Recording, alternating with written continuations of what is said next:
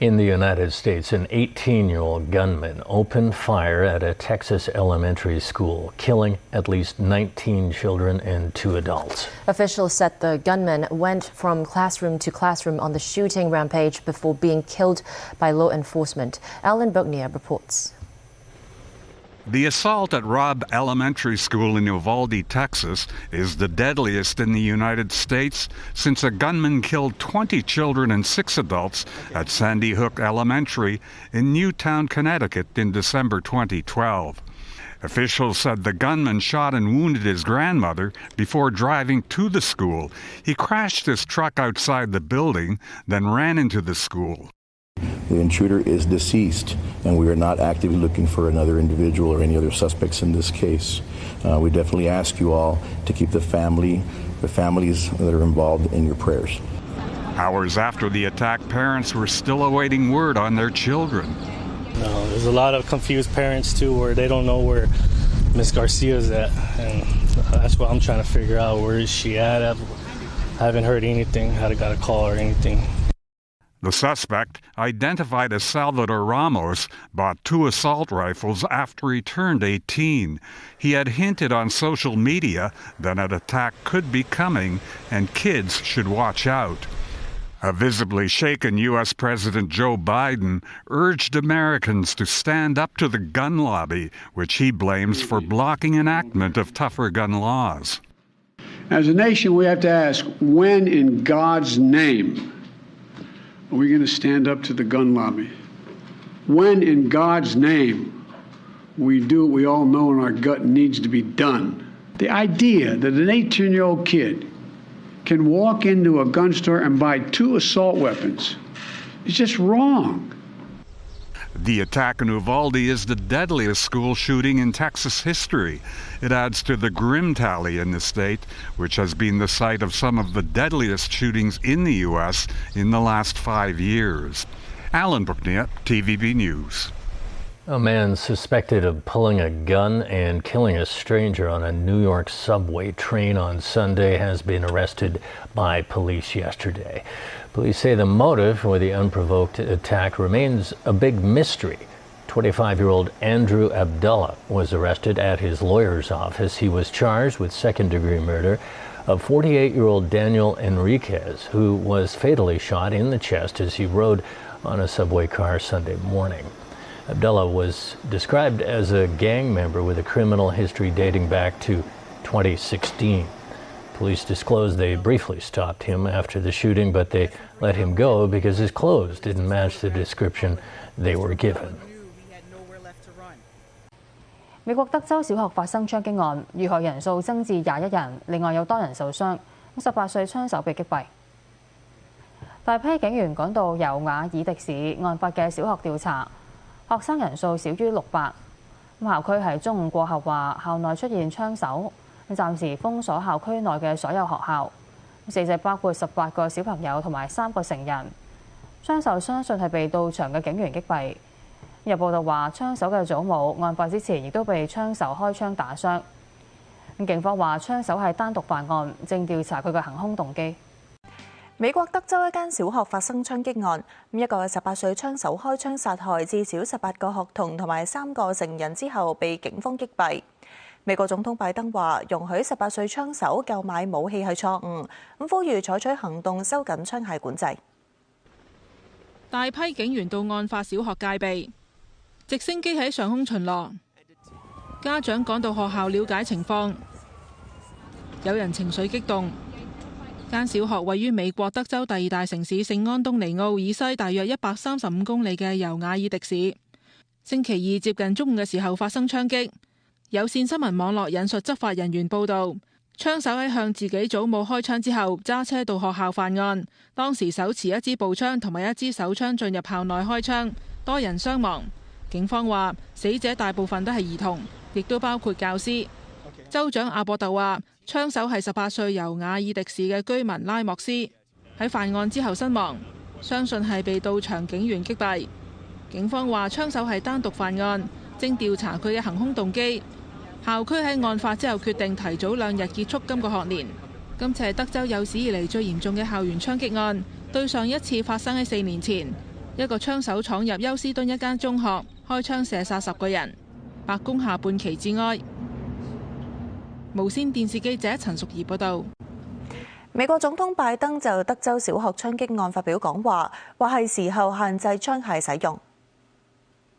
Why? Why are we willing to live with this carnage? Why do we keep letting this happen?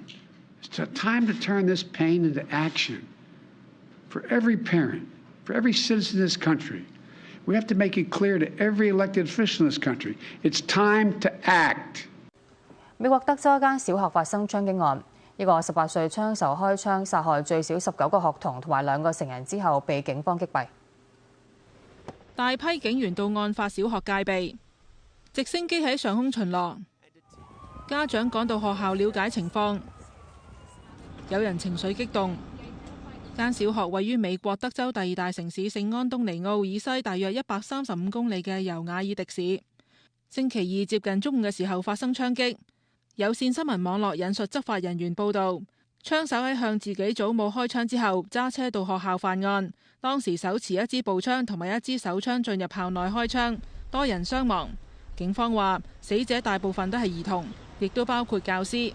州長阿博特話，槍手係18歲尤瓦爾迪市嘅居民拉莫斯，喺犯案之後身亡，相信係被到場警員擊斃。警方話，槍手係單獨犯案，正調查佢嘅行兇動機。校區喺案發之後決定提早2日結束今個學年。今次係德州有史以嚟最嚴重嘅校園槍擊案，對上一次發生喺4年前，一個槍手闖入休斯敦一間中學，開槍射殺10個人。白宮下半旗致哀。無線電視記者陳淑儀報導。美國德州一間小學發生槍擊案，造成21人死亡，包括19個學生，另外10幾人受傷。18歲嘅槍手被警方擊斃，初步相信佢係單獨犯案。報道話，懷疑係槍手嘅社交平台帳號喺案發3日前曾經上載步槍嘅相。槍擊案發生後，大批警員持槍到場，包圍事發小學。直升機喺上空盤旋，家長趕到學校了解情況。有4年級女生嘅家長話，事發幾個鐘頭後，現場信息混亂，未能知道個女嘅安危。Were you seeing other kids leaving? Yes. There's kids there still right now, but my daughter's not there yet. Just confused and worried. I'm trying to find out where my baby's at.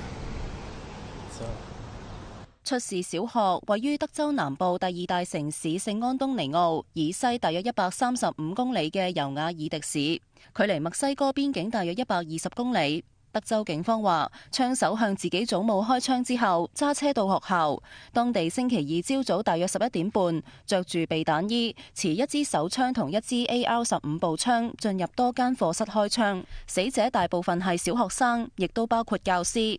警員到場後將槍手擊斃，2個警員駁火時受輕傷。當局確認槍手係18歲尤瓦爾迪市居民拉莫斯，係美國公民，喺當地讀高中。初步相信佢係單獨犯案，正調查行兇動機。美國有線新聞網絡報導，懷疑係槍手拉莫斯嘅社交平台 Instagram 帳號喺槍擊案3日前曾經上載2支步槍嘅相。德州州長阿博特話，將會確保所有校園安全，避免同類悲劇再發生。When parents drop their kids off at school, they have every expectation to know that they're going to be able to pick their child up when that school day ends. The state of Texas is in mourning with them for the reality that these parents are not going to be able to pick up their children. 案發嘅羅布小學有500幾個2至4年級學生就讀，年齡大約7至10歲，當中90%係拉丁裔，大部分嚟自有經濟困難家庭。原本距離學校暑假只有2日，案發後校方決定提早2日結束今個學年。今次係繼2012年康涅狄格州桑迪胡克小學槍擊案，造成20個小童同6個成人被殺之後，針對小學嘅最嚴重槍擊案。白宮下半旗致哀。無線電視記者風葉明報導。美國德州一間小學發生槍擊案，造成21人死亡，包括19個學童，另外有10幾人受傷。18歲槍手被警方擊斃，初步相信佢係單獨犯案。報道話，槍手喺上星期生日之後買咗2支步槍同幾百發子彈。槍擊案發生後，大批警員持槍到場，包圍事發小學。直升機喺上空盤旋，家長趕到學校了解情況。有家長話擔心自己個女嘅安危。Just confused and worried. I'm trying to find out where my baby's at.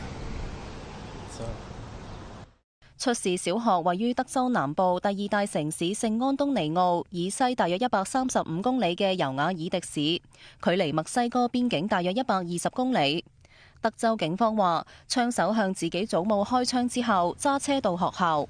當地星期2朝早大約11點半，着住避彈衣，持1支手槍同1支 AR-15步槍進入多間課室開槍。死者大部分係小學生，亦都包括教師。警員到場後將槍手擊斃，2個警員駁火時受輕傷。當局確認槍手係18歲尤瓦爾迪市居民拉莫斯，係美國公民，喺當地讀高中。初步相信佢係單獨犯案。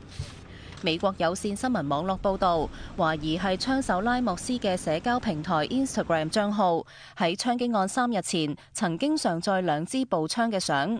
報道話，拉莫斯今個月16號，即係上星期1生日，啱啱滿18歲之後，分別喺上星期2同星期5喺持牌嘅槍械店鋪購買2支 AR 系列軍用型步槍，其中1支正係佢喺案中所用嘅步槍，另1支就留喺車上面。據報佢又喺上星期3購入375發5.56毫米子彈，亦都有報道話拉莫斯係喺生日當日買槍。德州州長阿博特話，將會確保所有校園安全，避免同類悲劇再發生。State of Texas is in mourning with them for the reality that these parents are not going to be able to pick up their children.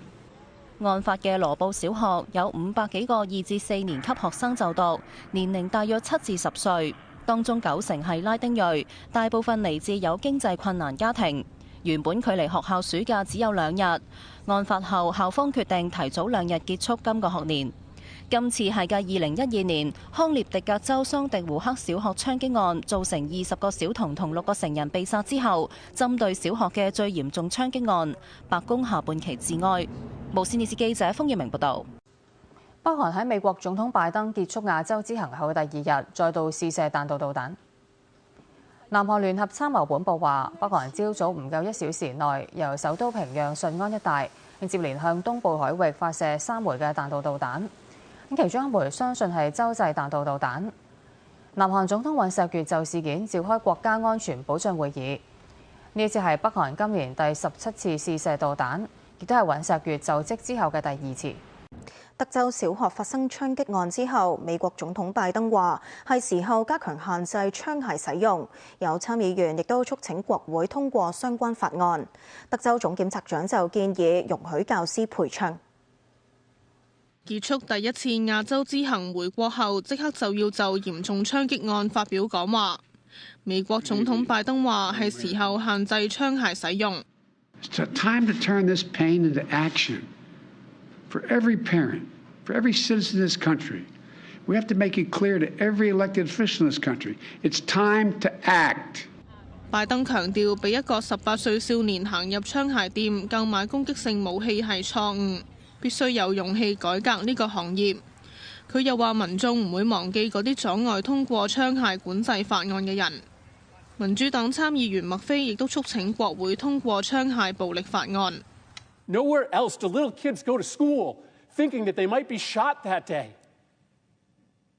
Nowhere else do parents have to talk to their kids, as I have had to do, about why they got locked into a bathroom and told to be quiet for 5 minutes just in case a bad man entered that building. Nowhere else does that happen except here in the United States of America, and it is a choice. 眾議院舊年曾經通過2項槍械管理法，擴大對購買槍械人士嘅背景審查。但由於共和黨反對，最終未獲參議院通過。麥菲話已經開始爭取共和黨議員嘅支持。不過，德州總檢察長帕克斯頓在今次槍擊案後反對就限制槍械立法，呼籲為教師配槍，並喺學校入口設置檢查點。美國嘅槍擊事件近年嚟呈增加趨勢。根據槍械暴力檔案數據，當地今年已經發生212宗大規模槍擊案。而聯邦調查局最新嘅報告就顯示，美國舊年喺公共場所發生61宗致命或者有致命意圖嘅隨機槍擊事件，比前年增加52%。地理分佈從19個州擴大到超過30個州，死亡人數亦都從38人增加到103人。無線電視記者梁永山報導。美國警方繼續調查幾十人死傷嘅德州小學槍擊案，18歲槍手嘅行兇動機。佢單獨犯案，行兇之前預告會去小學開槍，而遇害師生全部俾佢鎖喺課室入邊射殺。德州州長阿博特歸咎社區出現精神健康問題。美國總統拜登夫婦將會去德州探望死傷者家屬。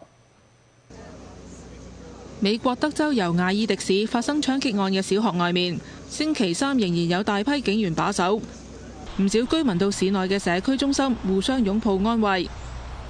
槍擊案中至少有21人死亡，包括19個小學生同埋2個教師，17人受傷，槍手被到場嘅警員擊斃。有死者家屬質疑槍手點樣能夠輕易買到行兇嘅長槍。I just don't understand how people could sell that type of a gun to a kid, to an 18-year-old. Like, what is he gonna use it for? But for that purpose. 喺案發現場被警方擊斃嘅18歲槍手拉莫斯，到小學行兇之前曾經向外祖母面部開槍，外祖母情況危殆。佢外祖父表示唔知道拉莫斯將槍放喺屋企。鄰居話拉莫斯大約10歲嘅時候搬嚟同外祖父母同住，為人沉默，媽媽並唔太理會佢。大約14歲嘅時候行為開始轉變，喺學校變得孤僻，冇咩朋友。德州州長阿博特公布更多嘅案情，話拉莫斯行兇之前30分鐘喺 Facebook 表示要向外祖母開槍，之後第2個貼文就話已經槍傷外祖母，而第3個貼文就係行兇前唔夠15分鐘，聲稱會到小學行兇。Facebook 母公司 Meta 表示，拉莫斯以私人模式發放，喺行兇之後被調查嘅時候先至知道。阿博特又話，拉莫斯闖入學校之後，將自己鎖喺一個4年級嘅課室入面，所有死者都喺呢個課室入面嘅師生。阿博特話，拉莫斯已經絕學，並冇犯罪或者精神病記錄，但阿博特將槍擊案歸咎為精神健康問題。We have a problem with mental health illness in this community. And then they elaborated on the magnitude of the mental health challenges that they are facing in the community and the need for more mental health support. 阿博特重申，德州容許18歲及以上嘅人購買長槍，實施超過60年，從未出現類似嘅慘劇。Sir, you are out of line. 民主黨前德州眾議員奧羅克喺記者會上要求阿博特為事件負責，被逐出會場。阿博特喺舊年簽署法例，終止要求州內攜帶手槍要事先攞牌。全國步槍協會星期5將會喺德州舉行年會，阿博特未有回應會唔會按原定計劃出席。無線電視記者陳淑儀報道。